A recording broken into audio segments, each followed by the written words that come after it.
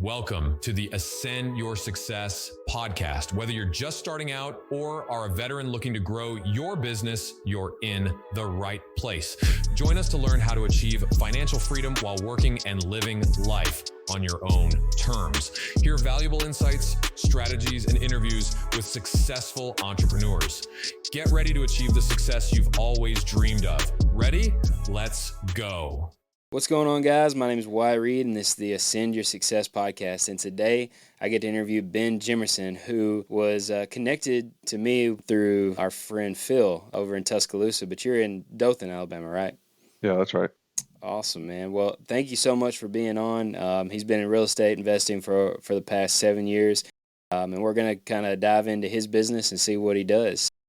Again, thank you for being on, man. Ben, tell us a little bit about yourself and how you kind of got into real estate. Yeah, so like you said, I'm in Dothan, Alabama, the very far right corner of Alabama, butting up against Georgia and Florida.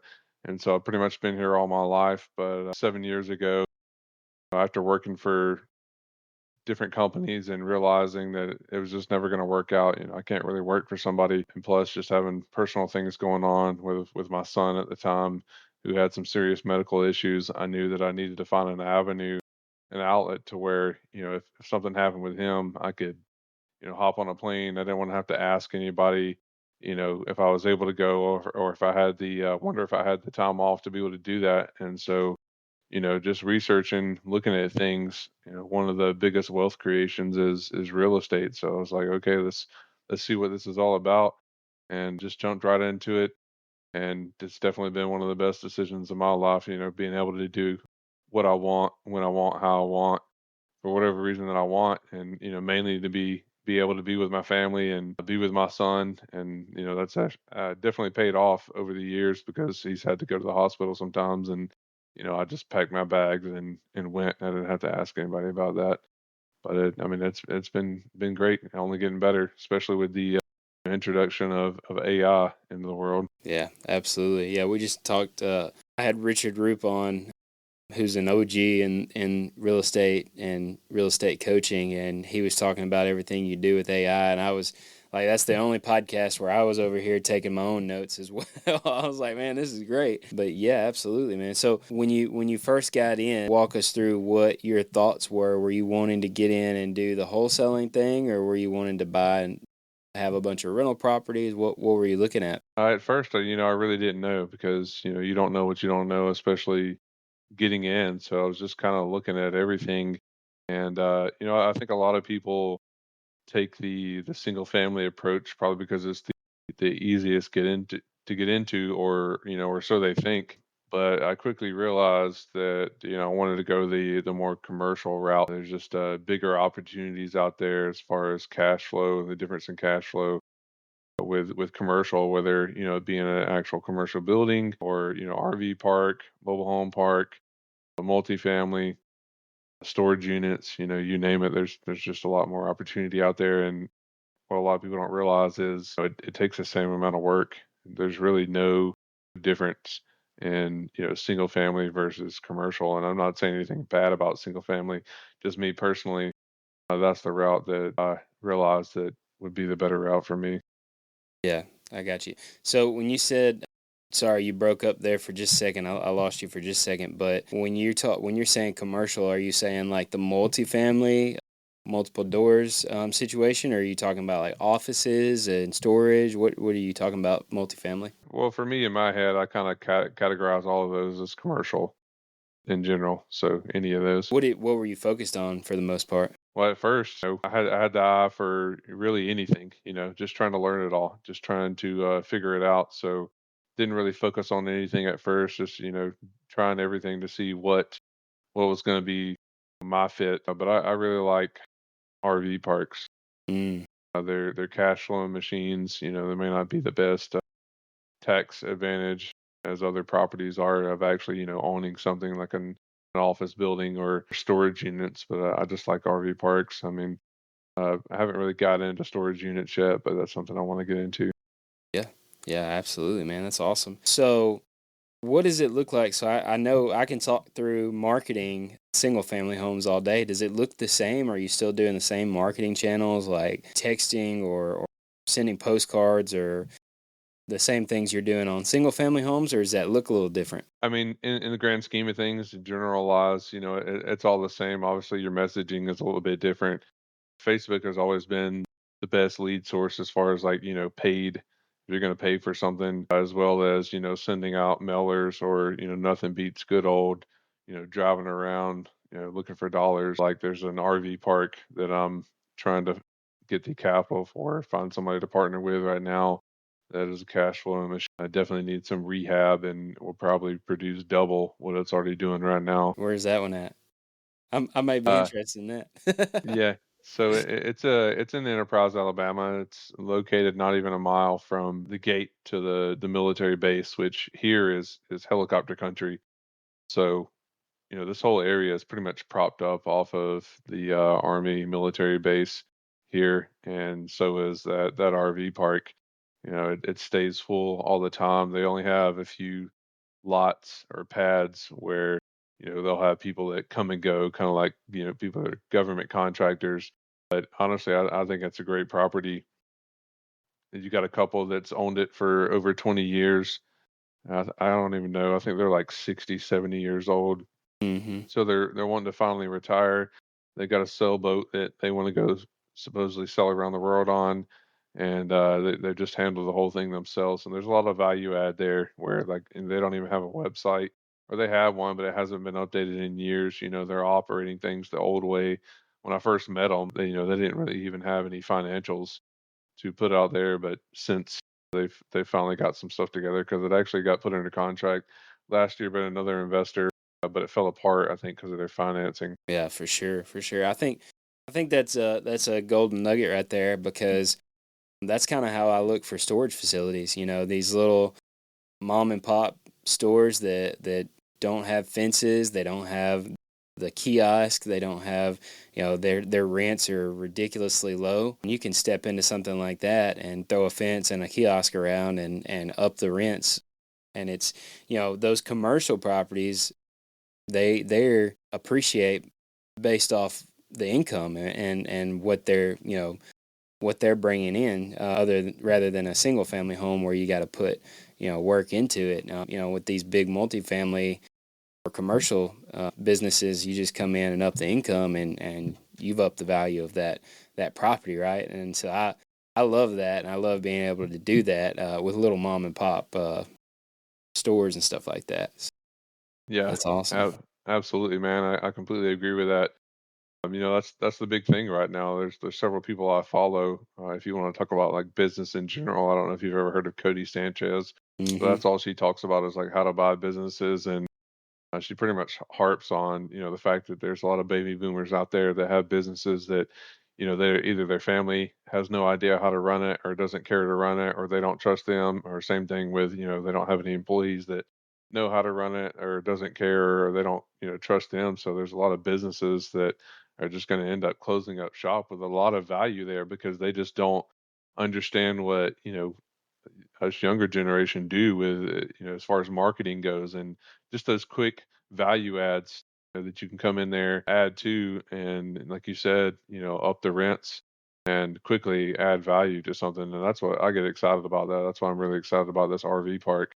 Yeah, yeah, absolutely. I joke all the time because my mom and dad told me they're entrepreneurs too. Like they've owned a barbecue restaurant for over 30 years and it's successful, right? And we've had a great childhood, a great upbringing. We never wanted for anything, but when I told my dad I was quitting my job to go into it full time, he was like, "Oh, you're crazy." And he had no clue what I did as far as real estate goes, but he's like, "You're crazy. You need to go back and get your job." And that was a good job, and I'm just he still doesn't know what I do, but he's cool with it now.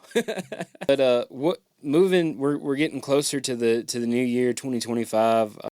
There's a lot of things that I've looked at over the past year that I've done, and that I'm already, and I'm sure you're probably just like me. We're already looking at 2025 and how that we're putting things and systems and processes in place for 2025.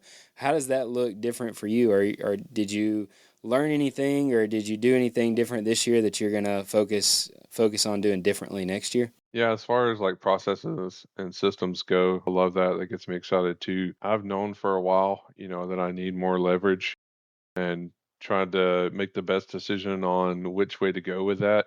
And everything really points to having VAs, virtual assistants. I know several companies. I've been researching them a lot. That's what I do. I'm a big researcher. I'll watch something for a while to see what's a good fit. Are they even going to last? Are they even going to be in business long enough that it makes sense for me to dive into dealing with them. But I know I need to add some virtual assistants, and that's something I'm probably going to add before the end of the year to help leverage things and save some money too, and have people that are pretty much experts at what they do for a fraction of the cost. Yeah, dude, I couldn't agree more. That was the very first hire in my real estate business. And I probably hired him too soon, to be honest with you, just because I hate talking to people. But, most of the people who are listening to this are brand spanking new. So, like, there's a season that you're going to have to go through where you've got to wear all the hats pretty much. You got to make the calls. You got to run the numbers. You got to go look at properties. You got to make the offers. You got to run the rehabs. You got to do everything, right?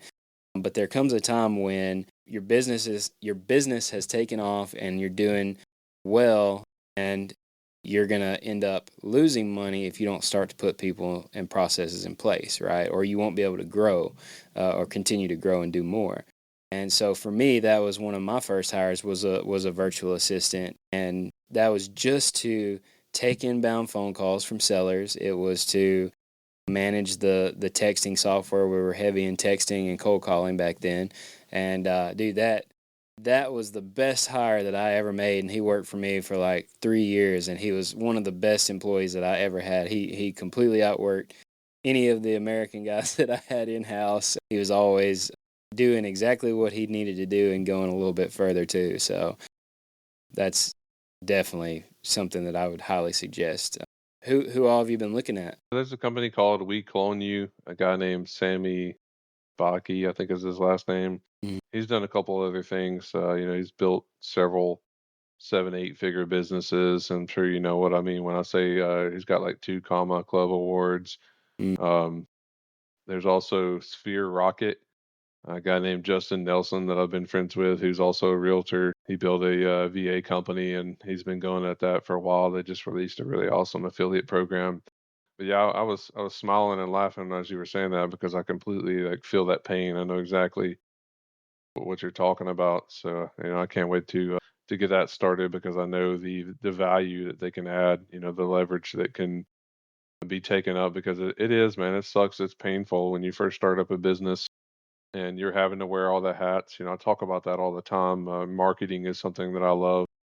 So I try to help some business owners with marketing just because I've been around small business all my life. But there are so many hats in it. I mean, it's impossible to effectively and efficiently do all the different tasks by yourself. Like eventually you're going to have to hire somebody, and the pain point there when you're new, are you making enough money to, pay somebody here in the US for that, Mhm. and then take the time to train them and then they end up leaving and you spend all that money and time versus just hiring virtual assistants for a tenth of that cost. And you've got those companies like I mentioned or that you've probably used or seen that are already training them.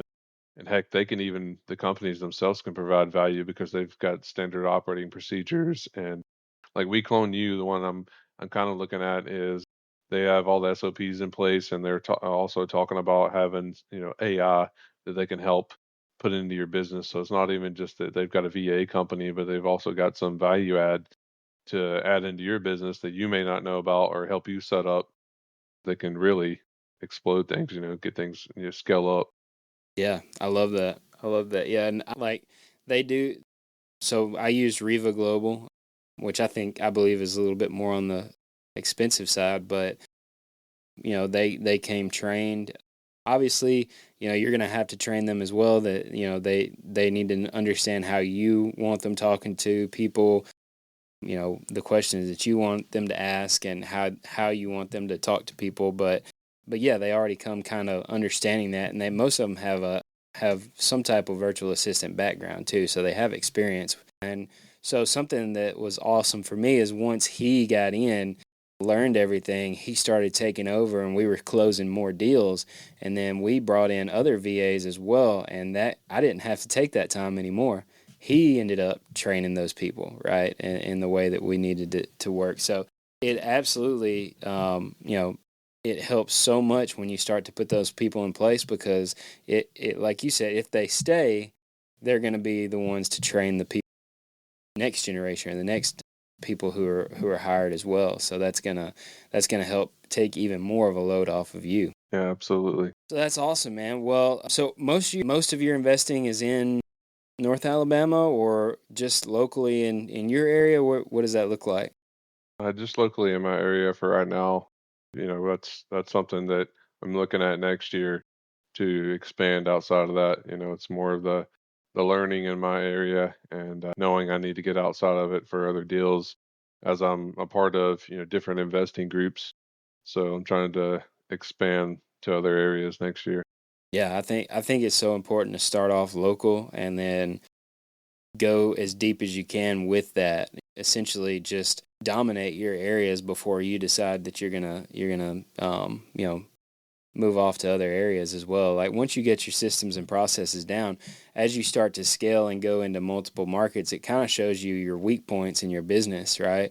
So you want to make sure you're locked in the local model before you start expanding to other models. So that's I'm glad you said that because it's very important. People all the time, like I deal with people all the time who get in, they're like, I want to be over here in Tennessee and Alabama and Georgia and blah blah blah blah blah. I'm like, well, hold up.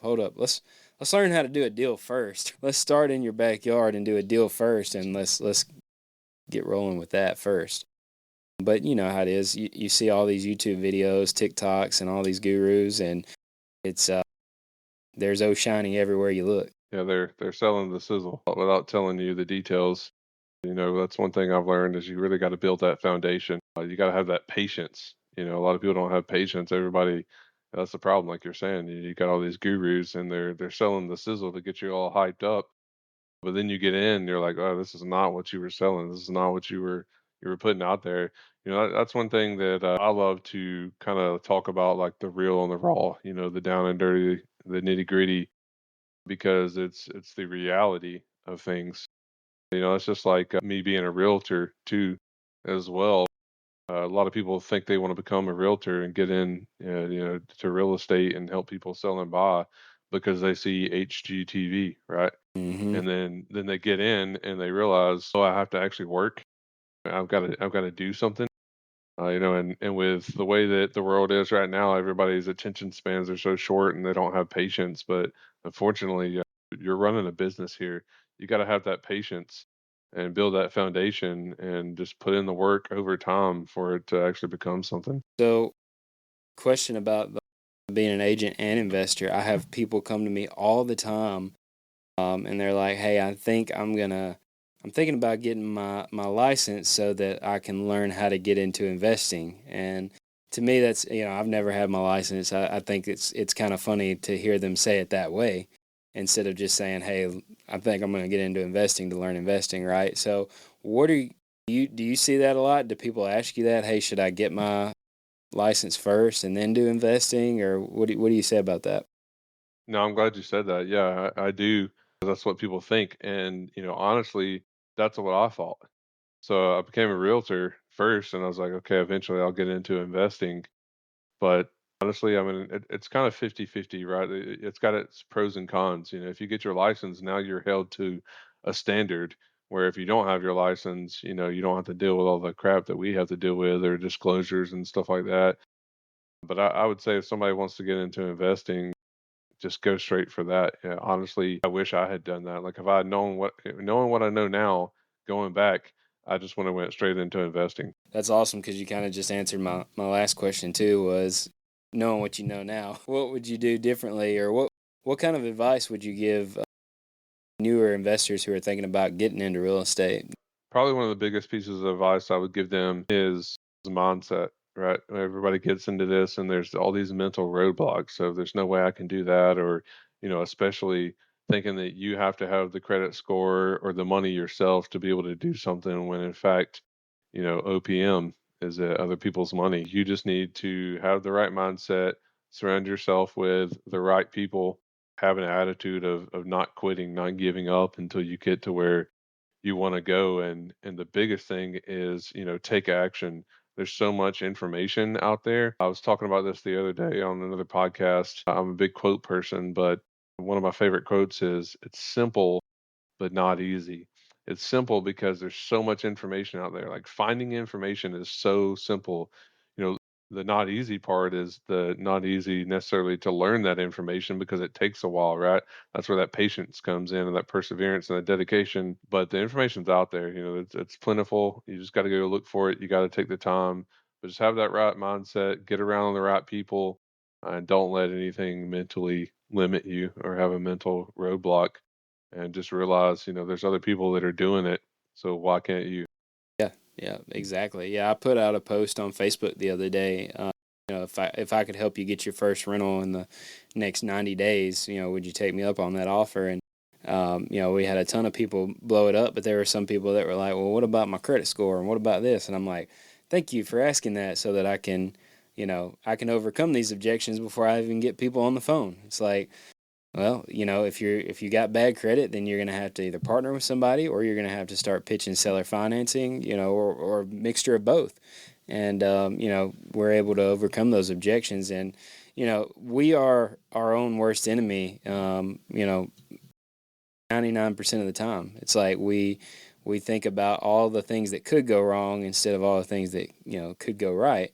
And most of the time, we talk ourselves out of it based out of fear. And it's you got to either eventually bite the bullet and just jump in and do it, or you're gonna be working that 9 to 5 job the rest of your life. And that's, either way, I mean, that's not a bad thing. We've got to have people in this world that work and do things, right? But you don't want to be that guy that's doing it based off fear from trying something else, right? So. Well, Ben, I really appreciate you coming on. Thank you for sharing how you run your business and the ins and outs of it.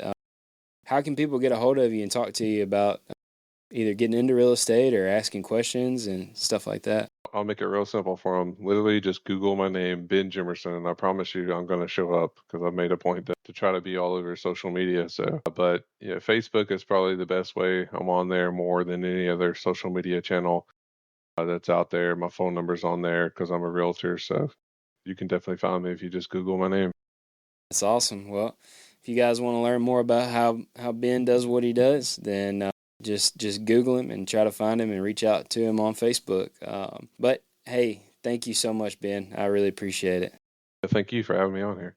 Awesome. Hey guys, if you heard anything that you listen to and you're like, man, I'm interested in that, I kind of want to get some more information on that, I want to start investing, go to ascendyoursuccess.com and fill out an application. It's a ridiculously short application, and then I look at every single one of them, and I hop on a call with everybody who submits one. So we can talk through whatever you need to talk through, and whether you're in or you're out, we'll see you on the next one.